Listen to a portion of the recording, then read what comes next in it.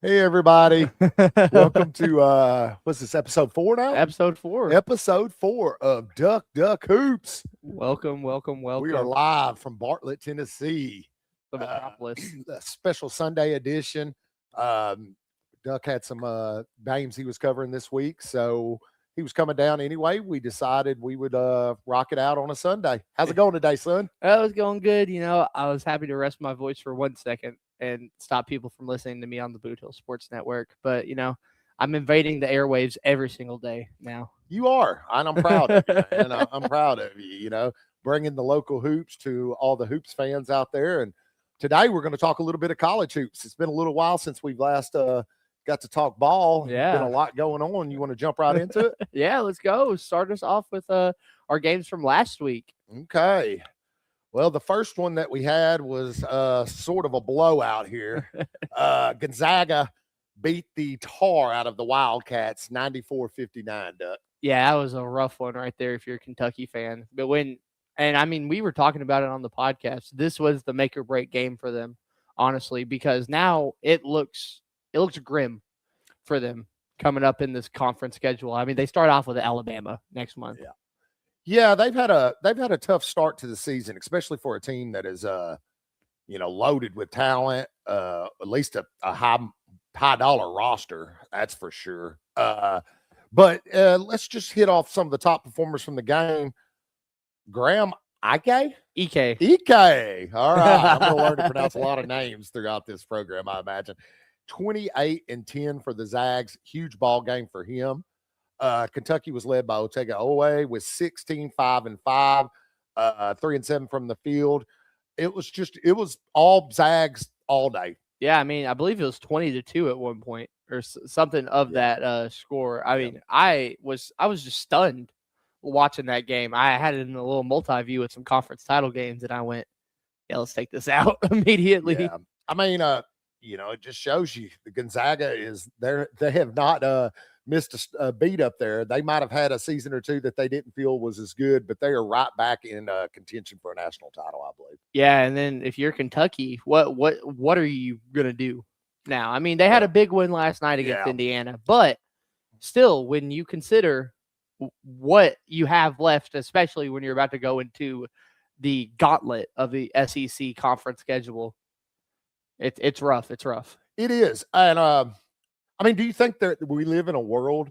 They played a very tough non-conference schedule. Do you think we live in a world where if they finish in the bottom half of the SEC, that maybe they don't get an at-large? Oh no, I think they're out if they. I mean, right now, especially they're on the outside looking in, of course.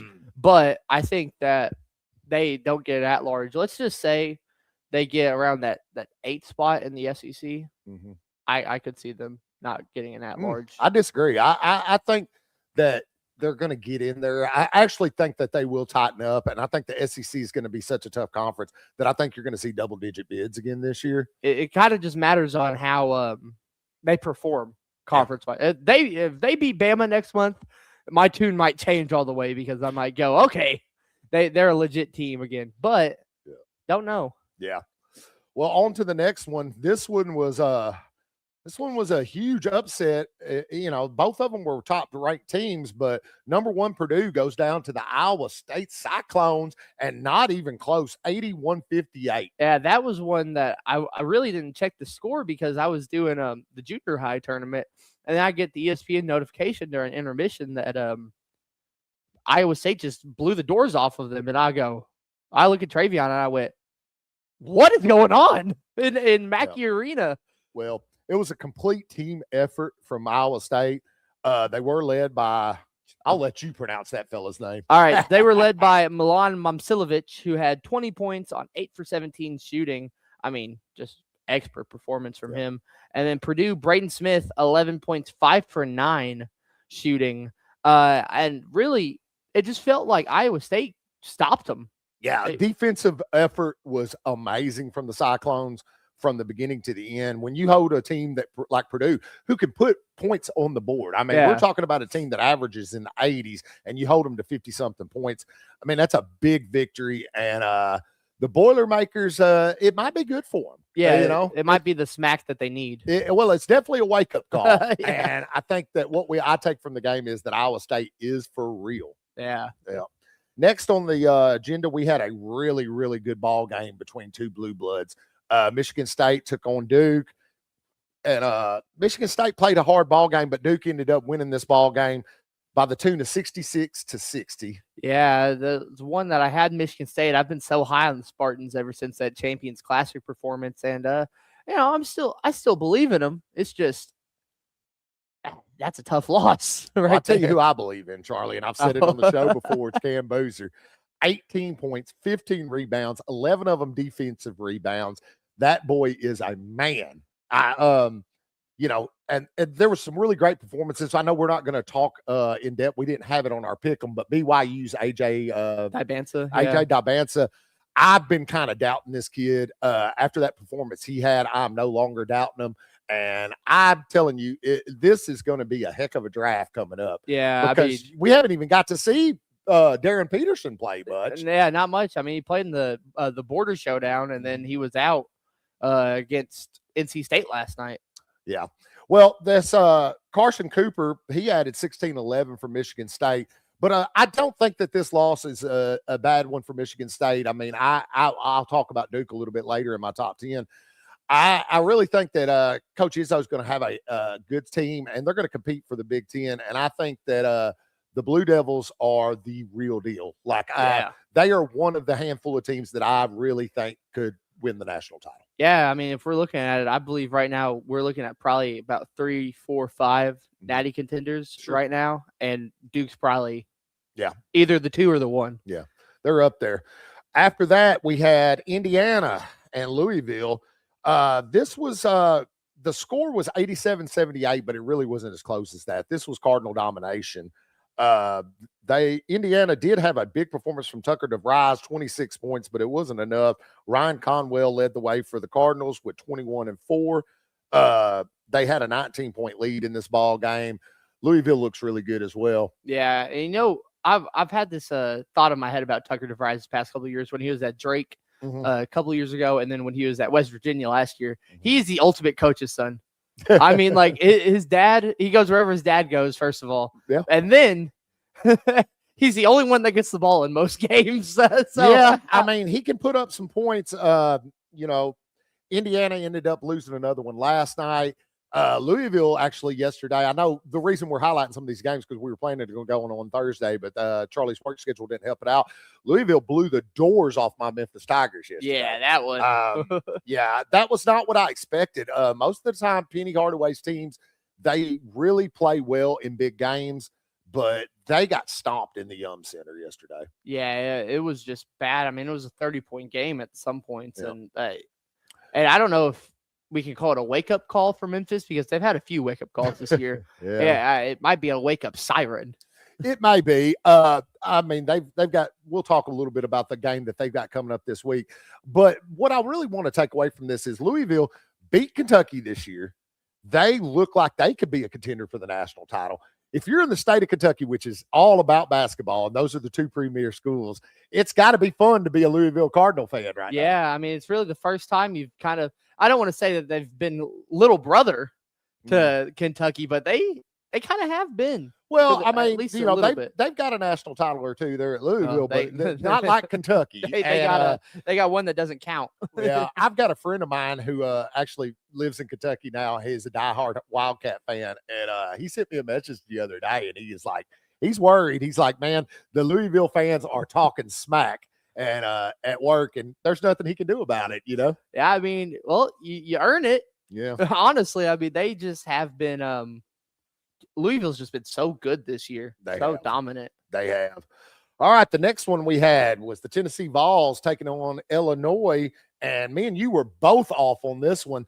The Vols take it on the chin, 75-62. Yeah, and it's so weird because Illinois last night they lost to Nebraska. Yeah.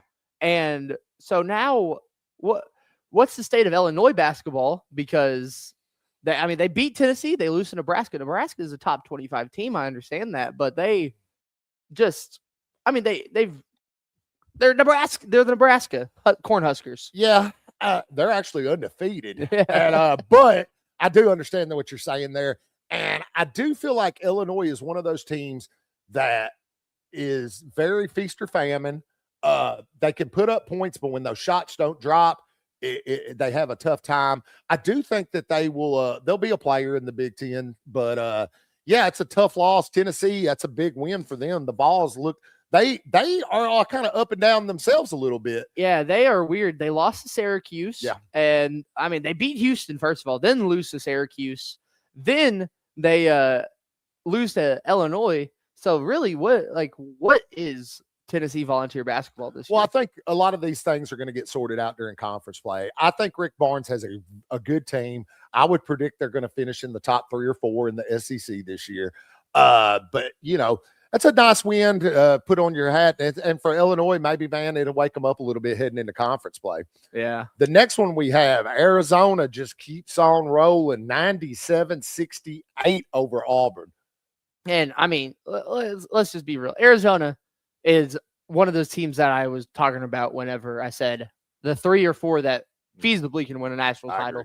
They are just complete. I mean, last night, let's talk about that as well. They demolish Alabama on ESPN, and then they demolish Auburn on ESPN too. I mean, it's just the wins keep on stacking up for the Wildcats. Alabama. Yeah, they are the Alabama Wildcats at this point. Well, it was another big game against Auburn for Koa Pete. He's, for all the talk about AJ and Cam Boozer and everything, he's got to be in the discussion as well if he decides to come out, and he's definitely in the discussion for National Player of the Year. 18, 4, and 5, 72% from the floor. Just, I mean, insane stat line. If you're shooting 72% from the floor and you are taking double-digit shots, you are one of those guys. You are one of those elite players. Yeah. Next thing that we had, the next game was Kansas versus Mizzou, and my future Mizzou student here couldn't have been happy with that outcome. It was Rock Chalk Jayhawk all day long, 80-60. Anything you want to say about that one, Doug? And I was right. Last episode, I said that this Mizzou team was going to be shown as frauds, and what happened? They were shown as frauds. I mean, this is the year that you could have beat Kansas, and I would have understood it. Last year, you beat Kansas, I was shocked. This year, they've not been the best team. Right, Darren Peterson came back in this game, but they haven't been just the almighty Kansas of like 2022 times. They had a tough time last night. Yeah, they had a tough game last night against NC State. But when Mark Mitchell is the only person that's doing anything, he had a great dunk in that first half. When Mark Mitchell has 21 points and is trying to carry your team to glory, it's a little rough around the edges. I mean, Dennis Gates just does not know how to schedule a non-conference, because right now Mizzou's playing Bethune-Cookman, and where competition right where's there, Bethune-Cookman in the net rankings? They almost beat Auburn in the first game of the season, but where are they in the net rankings? The good thing, and we'll close it on this game. The good thing is y'all have one of the top, if not the top, recruiting class in the nation coming in next year. Hey, Jason Crow, I'm looking at you right now. I need you to beat Kansas next year in Columbia. It'll be fun. All right. Then we had a real heavyweight battle between UConn and Florida. The Huskies ends up on top 77-73. What are your thoughts on that game and the thoughts on UConn Huskies, period? I mean, the Huskies right now are just a elite team. Yeah. I mean, they can do it all. When you have one game where Solo Ball's your leading scorer, and then the next game it's Caravan, it's just insane what they can do. I think it's more of a Florida thing this game. It was another one where Florida kind of almost got it. Like they started to click right there in the second half, but it's not enough. And I've been sounding the siren for Florida, and obviously, I mean, you barely lose to UConn. That's a good thing, but I think the Gators are going to be all right moving forward. Xavier Lee had 19 points, 6 boards, 5 assists for him. Solo Ball, like you mentioned earlier, 19 points for the Huskies. UConn, they had a 10-point lead there with about 2 minutes left, closed the first half on 24-7 run. And Florida was able to claw back into it, but all in all, it was all Huskies. And the defending national champs look like they've got some flaws this year. They are a talented team with some big wins. It's going to be interesting when the SEC starts because, man, there's some really good teams in that conference. Will Florida be able to rise back up and take, be the cream of the crop there? I have my doubts. I honestly don't know. If we look at their conference schedule, let's just see who they have, because if it's anything like Kentucky's, which I'm going to assume that it is because Kentucky was, I believe, a top 3 team last year in the SEC. No. So I'm sure the SEC does their conference scheduling kind of like how they do the football scheduling, where it's your performances throughout the past couple of years. So let's see. In January, they start off in Columbia. Then just a couple games later, they play Tennessee. Then they play at Vandy. They play Auburn. And then in February, Alabama on February the 1st. Arkansas to close out the month of February, and then their last 2 games of the year are State and Kentucky. I got you. So, I mean, looking at their big SEC games, they got a fairly easy sample size. They got to play Georgia, who might be ranked in the next couple weeks. They're 9-1 right now. Oklahoma, who's always a weird team, especially in this Porter Moser era. Yeah, they were great non-conference last year, and then they barely won a game in conference play. So who knows? Well, let me ask you, if I had to put your feet to the fire going into SEC conference play, who do you think the best team in the SEC is? That's a tough question, because I would have said Alabama, but last night Alabama gets dogged out. So you know who I think it is? Who? I think it's Arkansas. You think it's Arkansas? They had a big win over Tech yesterday. I high on Calipari and what he's got cooking over there at Arkansas. I don't know that they'll win the conference, but they were a Sweet 16 team last year. They're playing every Elite 8 team this year, and they are undefeated, I'm pretty sure. I like it. I think he's got something cooking over there. I like Arkansas. I really do. I think that they might upset and win the SEC, I think. Okay, I got one question for you. What's that? There is one undefeated team left in the SEC. Who do you think that is? Vanderbilt. It's the Vanderbilt Commodores. Yeah. They're 10-0. Yeah. And I mean, it's not really a weak 10-0 either. I mean, they had to go to Atlantis and dog out a few games there against like St. Mary's, where they dominated St. Mary's. But then who they play? They play Wednesday. Yeah, I think I'll be in attendance for that game. I look forward to it. We're going to talk about that in a second. We'll tally up the picks for you guys. Man, it was a rough week, really, for both of us. Charlie ends up 4-4, and I end up 3-5. So, not the best week, man. But there were some tough games to pick. Yeah, there was just some really big challenge games, honestly, for us. But that's last week. That's on to this week. All right. Well, we've got an abbreviated week this week. Finals week. Finals week across campuses everywhere. Time to lock in. So we only got a couple games to talk about here. And they are, one second. Did we lose that paper already? Well, I know that one of them is Vanderbilt and Memphis. Well, yeah, and that game is the ultimate wake-up call. Because, I mean, if Memphis can somehow, some way, it's in the form. It is. I'm correct. If Memphis can somehow, some way, after getting dominated by Louisville, beat this Vanderbilt team, the hopes for them come up. It moves mountains for the city of Memphis. Here's the thing, and for Memphis, they need this win bad. Coach Hardaway scheduled an extremely tough out-of-conference schedule. He likes to do that. The flip side of that is, if you don't win some of these games, then you really force yourself to win the conference tournament. Yeah. Especially in the weak American this year, where it's definitely a one. Well, it's hard to tell until they start playing ball. Tulsa actually has a really high net right now, but you can't really look at the net much. Yeah. I mean, they haven't played anybody.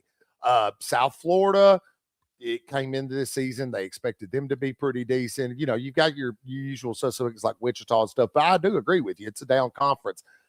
It's a game that Penny Hardaway and the boys need. I was talking to a friend of mine the other day that's also a big Tiger fan. Shout out Brandon Martin. And I love going to games with him. We call the little section they have Martinville. It's a blast. Anyway, we were both really feeling like in these next 4 games, they needed to go 3-1 to have any shot at an at-large. Mm-hmm. Well, they've already lost the one to Louisville. They've got Vanderbilt. They've got Mississippi State. You know, they were able to get the win over Baylor. So it's time for the talking to stop. I got to make a prediction on this game, Charlie. Yeah. You know, most of the time I would probably go with the undefeated team, but after that butt whooping they took in Louisville, I think Hardaway's going to have the Tigers ready. Give me Memphis to beat Vanderbilt this week at home, and if it doesn't happen, you'll hear me eat crow about it next week. Not so fast, my friend. I mean, of course, though, me man. Okay, look, this Memphis team is quite possibly one of the most dysfunctional teams of maybe college basketball this year. They have just been broken. It's been a lot of just down, bad. And I don't think it's gonna end this week. I think that Vandy's gonna go into the form, and it could be a close one. Yeah, but I'm gonna say that they close it out probably 10. Okay, Vandy by 10. Before we move on, let me ask you this about Memphis. Do you believe? Well, we've already pretty much said that it's going to be tough to get an at-large. Do you believe that this team has what it takes to handle business and, you know, win the conference title? Oh, it's so tough. It really is tough to say. I feel like when you have a lot of these teams, like you have North Texas, who's also in there, who's still, I mean, they had a good year last year. They're possibly better this year. Mm-hmm. It's really tough for me to say, yeah, Memphis is going to do it. But I wouldn't doubt the Tigers coming into conference play, because normally this is how the season goes. These past couple of years for Memphis, they don't really have the best run. They have a last year was a lot different. But a couple of years ago they didn't have the best run, and then conference play they went back up and then they lost in the conference second round of the conference. I know this living down here, especially if you know anything about this city, which I love.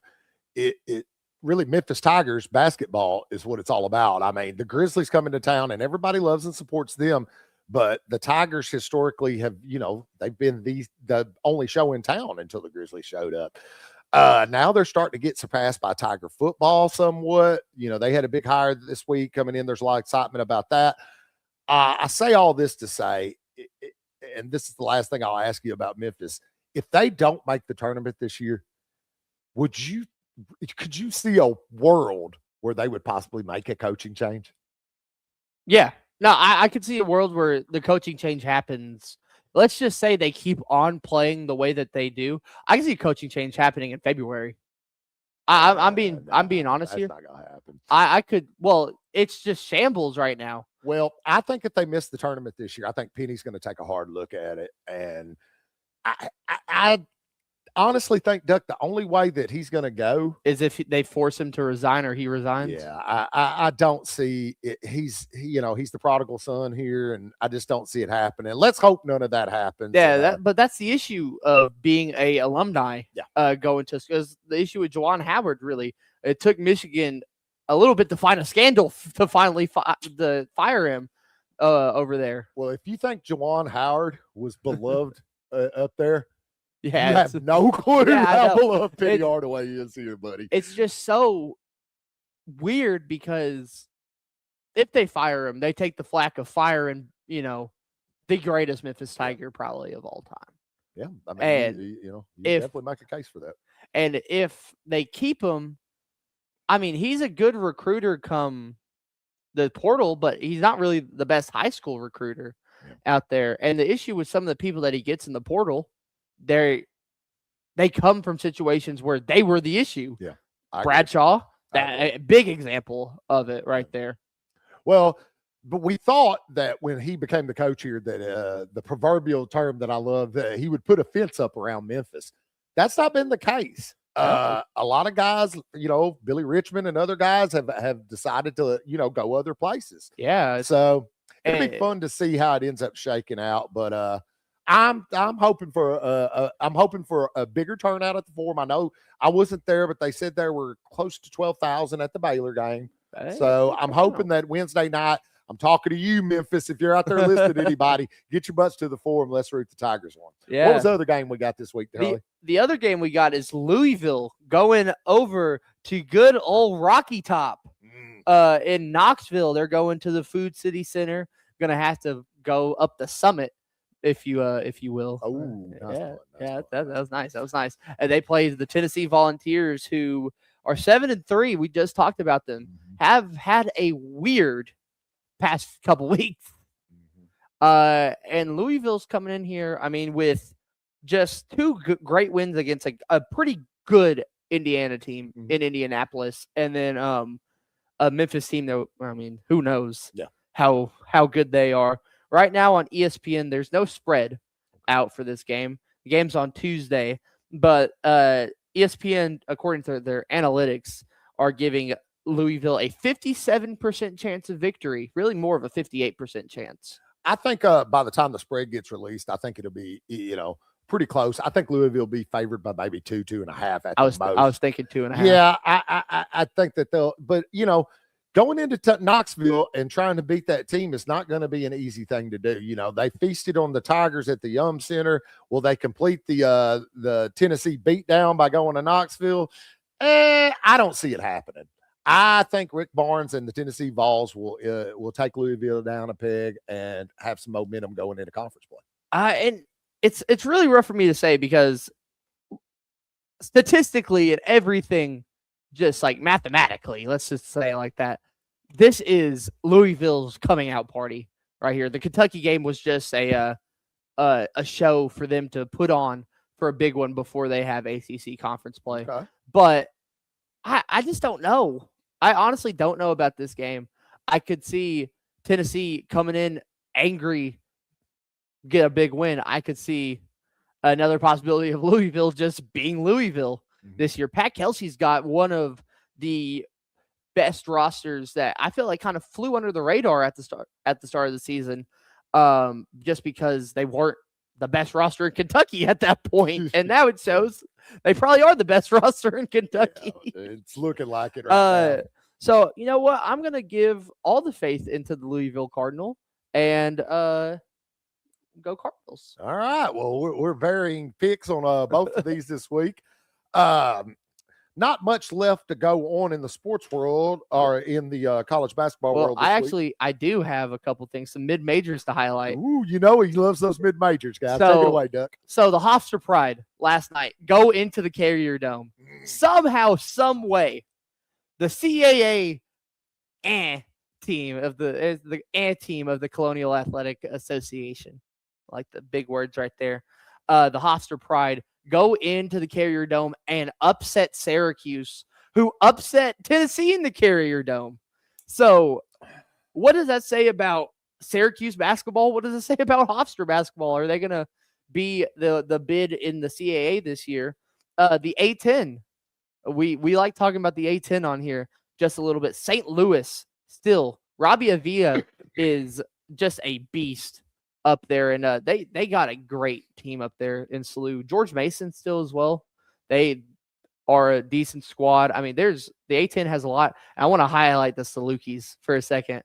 Two big wins. They played a High Point, 7-1 game, or 7-1 High Point last week. Beat High Point, and then they play UT Martin, who I've been high on, and absolutely dog UT Martin in that game, and had the top play on Sports Center that night, which is just, I mean, kind of shocking that SIU had a top play. They won 83-54 against UT Martin in that game. Damn. Davion Sykes, 17 points, really held everyone on UT Martin under double digits that night. And then, like I said, the High Point game, a 2-point win.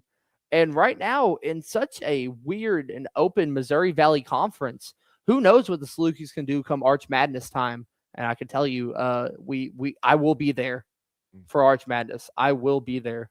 Well, I know that your mom would be happy if the Salukis got back to prominence. I know back before you were born, when me and her first started dating, they had a great squad. I actually played the Memphis Tigers one year in the NCAA tournament, and it's definitely a lot more fun back home in that area when the teams are good. So, go Salukis, I guess. Go Dogs, go Dogs. So, do we want to get into our top 10s? Yeah, we're going to have an abbreviated show for you guys today. Nothing too heavy, but we do want to drop our top 10 off.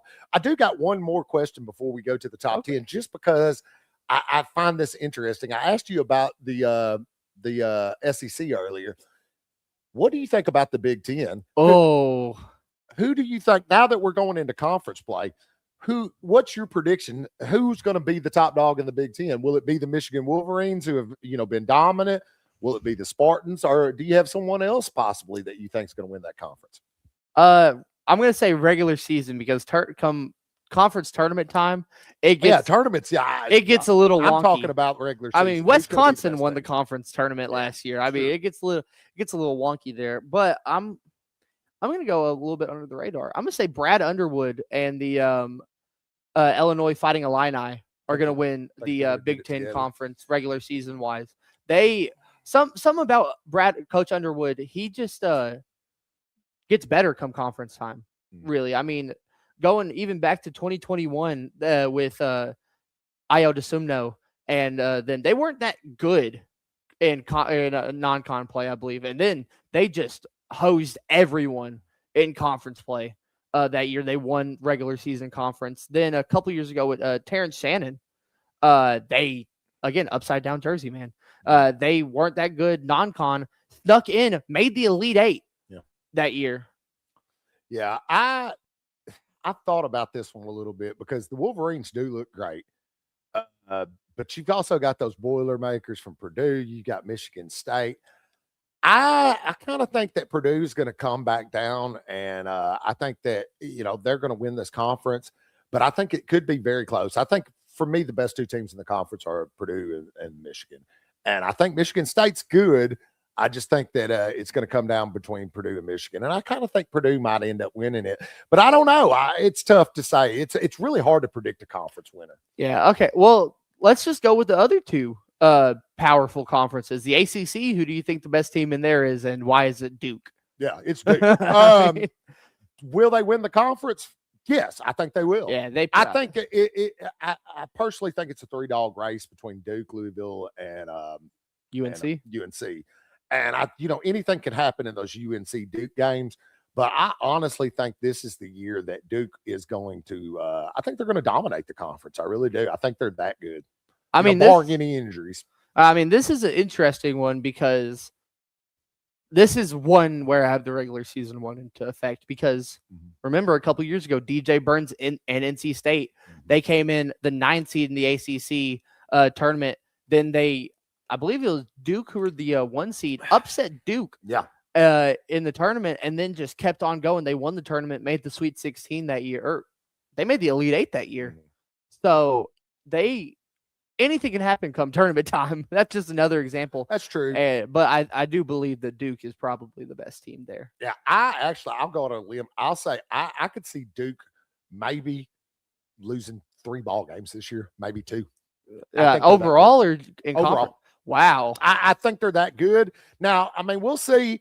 But anything happens down that tobacco I think if road. they stay healthy, man, that they've proven to me they can win close games. They can blow you out. They've got Cam Boozer. Yeah. So I guess you want to have some input on the Big 12? Yeah, the Big 12. Who were you thinking there? Arizona, Houston. I mean, this to me is a sneaky tough conference that doesn't get talked about as much as the Big 10 and the SEC, I feel like. Oh, I mean, you have 3 top 10 teams right now in that conference. To be honest with you, I still think Houston may pull this conference out. I think Arizona is the better team right now, for sure. But I trust in Kelvin Sampson, and I just think that defense is going to be tough for people. I think they're going to have to score. But if you've held my feet to the fire, I would say it's going to go Houston 1, Arizona 2, and then it looks like Iowa State 3. But let's see what Kansas looks like with a healthy Darren Peterson. And I wouldn't rule them out to get in the mix as well. I mean, it's really, really questionable right now because I want to say Houston because they have that history. Mhm. I mean, they've been in the Big 12 for 4 years. Yeah. And I believe they've won it 3 times. I mean, That's true. it is insane how they just went from the American where it was them in Memphis and then somehow, some way just go to the Big 12 and immediately take that step up to be one of the top programs in the nation and no longer be shackled by the mid-major name over there. And then, but then you have Iowa State, who is just, I mean, they just beat Purdue and West Lafayette. They did. And you have Arizona, who I think is probably the best team in the nation right now. And they just have dogged most of the teams that they've played. It's so weird right now, that conference. If it were me predicting who wins regular season wise, I'm going to say Iowa State wins it regular season wise. I could see Houston probably winning the conference tournament though, when they go up to Kansas City. Yeah. All right. Well, it's time to move on to our top 10, our power rankings for the week. Since you won the picks this week, why don't you go first with your honorable mentions and we'll get this thing rolling. All right. So my 4 honorable mentions, I have 4 of them. Yeah, I do as well. I got Louisville. They, I mean, just an expert win against Memphis, but I just got to see them. If they beat Tennessee, they're in my top 10. That's what I'm trying to say. Fair enough. Kansas, they were out fully last week. Now they're back in. I mean, they looked really good with Darren Peterson. NC State took them to overtime last night. So, and I mean, it took NC State making a mistake to fully beat that NC State team. So who knows? Then I got Vandy 10-0 going into conference play. Who knows what they can do in Nashville this year? And then I got the Tar Heels to close it out. I think that they're just another very good team. I think that's a good list. In fact, some of it is similar to mine. I've got BYU as my first off my top 10.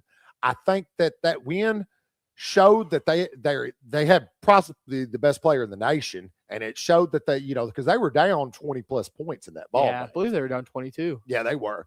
But I gotta see it against better competition. I don't doubt it, and I know in college basketball, if you've got a player as good as Demonte or AJ is a killer, that you can win any ball game. But I got to see it more consistently. Second, I got the team that I said I think might win the SEC this year. It's the Arkansas Razorbacks. They played a very tough schedule. They beat Texas Tech yesterday. Coach Cal, say what you want about him. A lot, love him, hate him. He is a winner, dude. He wins everywhere he goes. And, his first year last year, he gets him into the Sweet 16. I wouldn't be surprised to see him hoist the SEC trophy this year. We'll see. It's a tough conference. Then I'm with you. I got the Tar Heels and I've got the Vandy Commodores. Yeah. I think both teams are very good. Vandy, I still have some question marks about. I want to see how they fare. I'll get to see them in person, and maybe that'll give me an idea of what they are. But, I mean, nobody's beat them yet, and they have played some competition. And UNC is just quietly winning ball game after ball game. They are the weirdest team for me to rank because I can't tell if they are cream of the crop elite or if they're just pretty great. Well, I think we're going to find out more. Those questions will be answered during conference play. But all right. So who you got at 10 this week, Duck? I got BYU.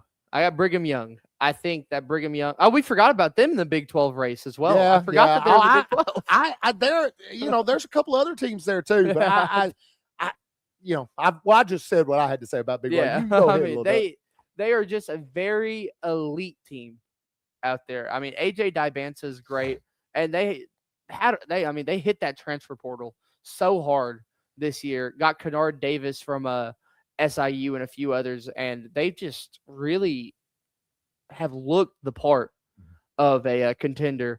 Do I think that they'll win the national title? No. Do I think that they could make it a Sweet 16 Elite 8 run? Definitely. They are a very scary team over there in Mormon land. Well, at my number 10, I've got Louisville. Um, I was on the fence about Louisville and BYU. I have them so close to each other.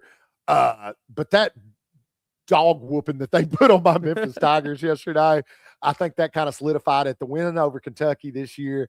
If they go in and they beat Tennessee, man, look out. I do think I know you mentioned there was probably 4 or 5 teams you think that could win the Natty. Right now, I think pretty much anybody in my top 10 could possibly do it. But I think Louisville's, if they go in there and they beat Tennessee and they take that momentum into conference play, who knows? But I've got the Cardinals at number 10. Number 9, I got Houston. Okay. Houston, just a weird team right now. They really have not played much since Feast Week. Yeah. And maybe that's by design. They kind of were like, okay, we're going to have this big stretch in November. Let's let our boys rest a little bit before the Big 12 happens. And the Big 12, like we said, gauntlet this year, just up there with the SEC and the Big 10. Yeah. All right, at number 9 for me, I've got Tom Izzo and the Michigan State Spartans. Okay. That loss to Duke doesn't drop them down much for me. They're a tough, gritty team. I love Coach Izzo. I think when you get to the tournament, I mean, in college basketball, coaching matters a lot more than it does in the NBA. And when you get into the tournament, I mean, there's a reason that your Coach K's and your Dean Smiths and your Roy Williams and these guys, they were always in the Sweet 16. They were always making Final Four appearances. Yeah. And Coach Izzo he's the guy, man. I do think that their offense has cooled off a little bit, since from what the early start we saw. I don't think they're going to be banging threes like as much as we saw earlier in the year, but I do think they're a solid team, and they're my number 9 for this week.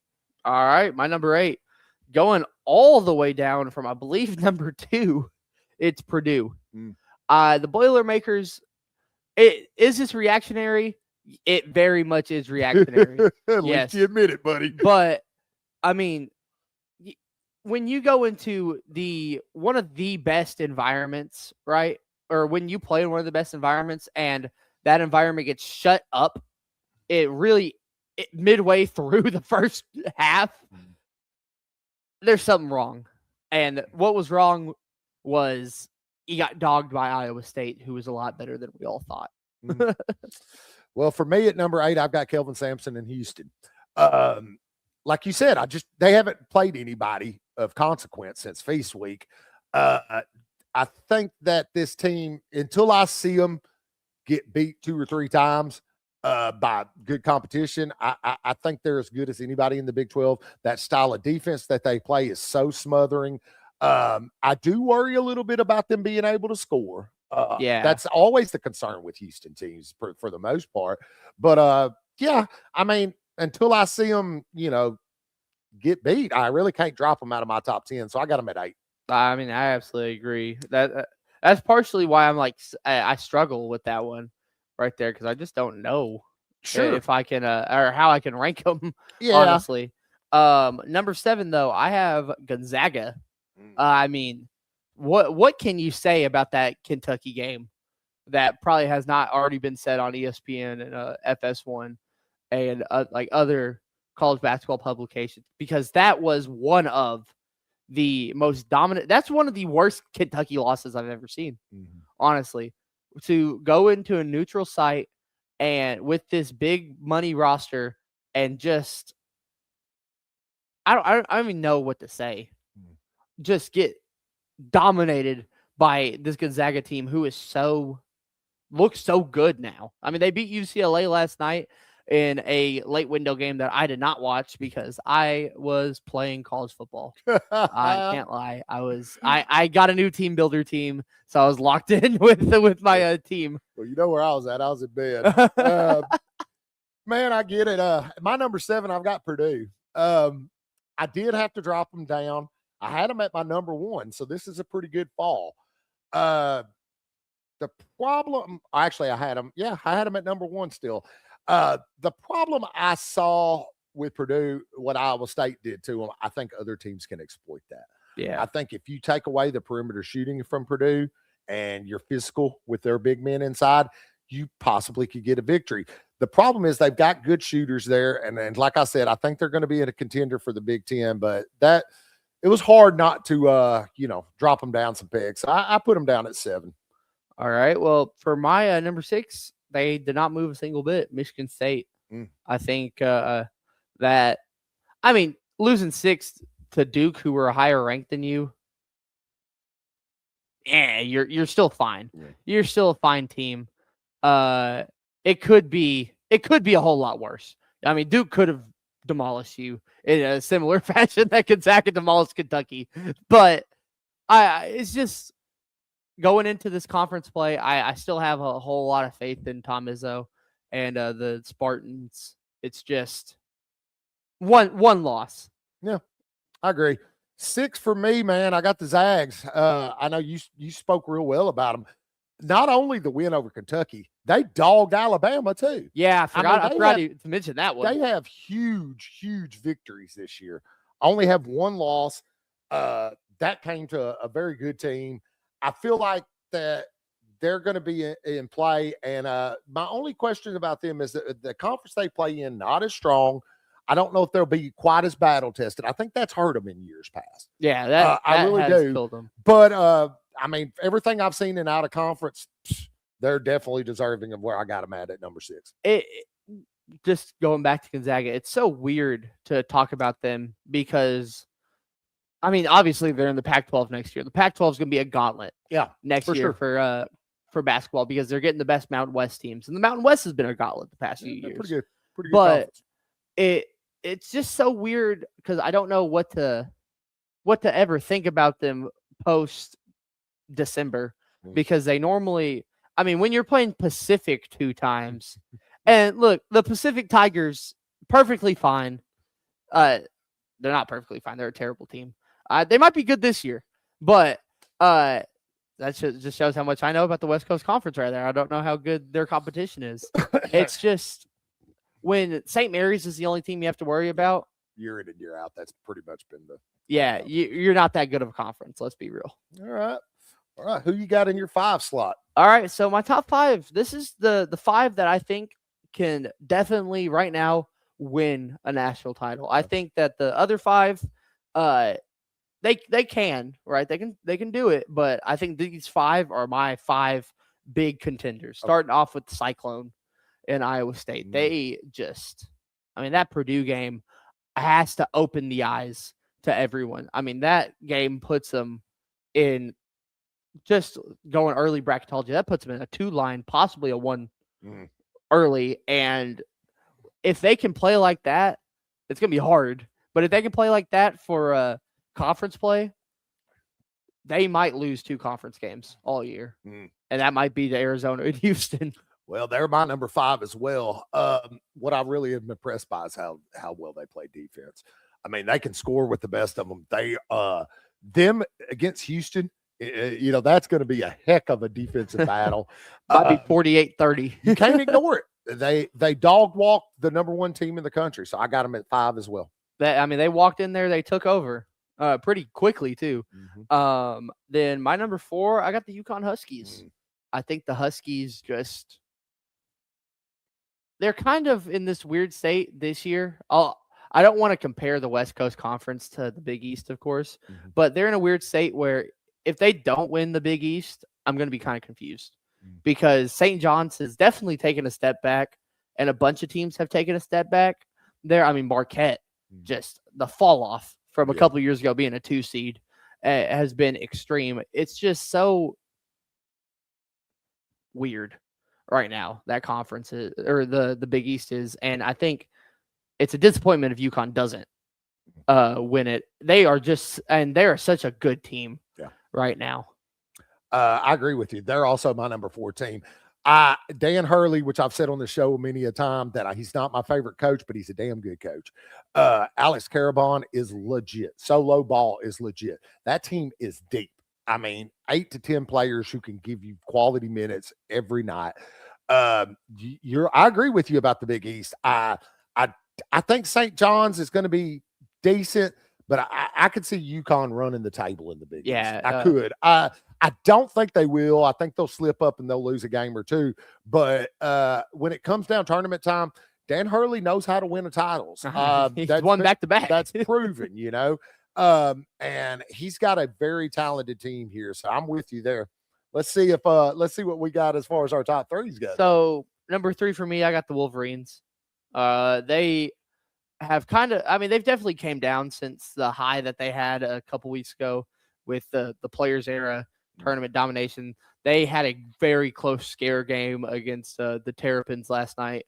I believe in College Park too. Yeah, I mean it was a scary one for a second, but Yaxel Lindenborg and just the overall supporting cast he has in Michigan, they closed it out. And when you have Dusty May up there, 9 times out of 10, you're gonna have a good easy closeout. It's just, I guess right now, thinking about Michigan, it's kind of tough to think about their basketball team up there. Whew, that's the truth, man. I also have the Wolverines at 3, and you're right. It's been a crazy week up there. I won't go into all that. Yeah, if they lost to Maryland, it might have been rough. Man, if they could go out like they did in basketball and score the equivalent of a Dusty May on the football field, they're going to be, great. This was one of the best transitions from a mid-major to a major school that I've seen. I really think that they're a talented squad. I do worry about them in conference just because I worry about their depth a little bit as compared to like Purdue, even like you said, to Illinois. Like those are deep teams. Michigan tends to play 6-7 guys a lot more, but that's what Dusty May did at Florida Atlantic. He can't resist it. I'm with you. I think that, once conference play starts, we'll really start to see where some of these teams fall, but I can't ignore what the Michigan Wolverines have done. 10-0. Yeah, they had a good win against Villanova a couple days ago. And Villanova, they are a real interesting team to me because they are unranked. I believe they're 8-2, 7-2 right now.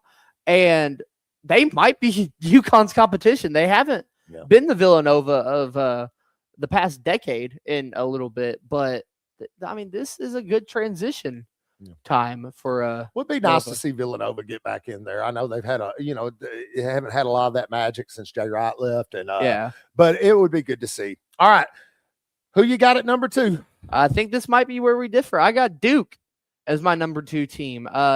Cam Boozer, elite player, right? But I believe that who I have at number 1 has a more elite player. I'm gonna that's my You're take. right, we do differ because I've got Arizona at number 2, and I thought long and hard about this week because they are right neck and neck to me. I just feel like that Duke's overall roster is just so well balanced, and as long as Boozer stays healthy. But that's not what I'm talking about right now. I'm talking about Arizona, and I could not have been more impressed with Koa Pete last night. After that game last night, I laid in bed thinking, which one am I going to put? Yeah. But that was a big win against Bama. I can't ignore that Duke has the big win against Michigan State. So I've got Arizona at 2, and I've got Duke at 1. Man, it's like you said, Cam Boozer is a beast. John Shire is a great coach. And so I'm assuming I know what you got at number 1 over there. Yeah, I got Arizona at number 1. I firmly believe be the man, you got to beat the man. Arizona, they have been beat, I'm pretty sure. Right? But they have not. They are undefeated. Yeah, they're undefeated. For some reason I thought they lost one in a couple weeks ago. But they just haven't been beat, and it doesn't look like they're going to be beat for a bit. I don't fully know their conference schedule. Maybe they start off at the Fertitta Center in Houston. But if they, it's an interesting take that I was about to say. I think they could also maybe lose 1 to 2 games in conference play. That's my take. I think that Kansas, not as good as they've been in previous years. I think that they are overall better than Houston. I think that they possibly, it's them and Iowa State to me in that Big 12, who's going to get the acquired bid there. I don't fully know. It's interesting to see. They don't really play anyone for the rest of the month. They play Abilene Christian, San Diego State, Bethune-Cookman, South Dakota State, and then to start off conference play, they play at Utah. They play in Salt Lake City, and I mean the first team of real recognition that they play. I mean, if we want to talk rivalries, they play Arizona State on the 14th, and then they play them on the 31st again. And they have a game with BYU on the 26th of January. You think they go into that game with BYU undefeated still? BYU has one loss. I'm saying, do you think Arizona is? Oh, yeah, absolutely. Yeah. I think that they do. I think I can see that they probably beat Utah. They play Kansas State, TCU. Arizona State, that's a weird one. Mm-hmm. I'm trying to remember. It's not Dan Hurley that they have up there. It's a brother. That's the coach. Bobby? I think Bobby Hurley is Duke legend. coaching at Arizona State still. And there's a lot of talk about him at the beginning of the year being a hot seat contender early. And he's kind of calmed those flames. They're 9-2 right now. The Sun Devils, I mean, they almost beat Gonzaga. Yeah. They gave them a good game. Yeah, they almost beat Gonzaga on, I believe, the 18th or so, or the 15th of November. So they are still very much in there. It's just Arizona is so complete right now. Koa Pete, great coach or great player. Then they got a DJ at coach. I mean, they got a BC boy basically at coach, if we want to be real. They just are, I mean, they're elite. Right? And it's tough for me to say that they're going to go anywhere but up in conference play. Well, that's about it for us this week at Duck Duck Hoops. Charlie, you got anything you want to say before we sign off? I got one thing to say. I just got a notification. This is an NBA related thing. Kristaps Porzingis hasn't played the past 8 out of 9 games, and now he's out for 2 weeks with an illness. Why? What illness is keeping him out for 2 weeks? That's why I got some conspiracy theories. I do not know. That's a good question. The only thing I guess I got to say is it's the holiday season. You guys, if you see somebody, be nice to them. You never know. Holidays are tough for people. Try to brighten each other up. I think that's what it's all about. Is, you know, we get caught up in gift giving and everything like that, but a little bit of kindness goes a long way. So if you can brighten someone's day this week, go for it. All right, from Bartlett, Tennessee, this is Matt Duckworth, Charlie Duckworth signing off on Duck Duck Hoops. We'll see you Thursday night at 7 o'clock. Go Tigers.